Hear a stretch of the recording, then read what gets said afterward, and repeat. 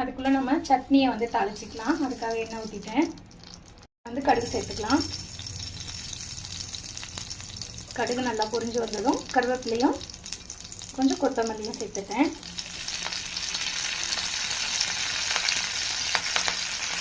இது நல்லா பொரிஞ்சு வந்ததுமே நம்ம எடுத்து வச்சுருக்கக்கூடிய சட்னி அரைச்சி வச்சுருக்கோம்ல அதை வந்து சேர்த்துடலாம். கடலை போட்டு நான் ஆல்ரெடி அரைச்சி ரெடியாக எடுத்து வச்சுருக்கேன். ஸோ அதை வந்து இப்போ இதில் ஊற்ற போகிறேன்.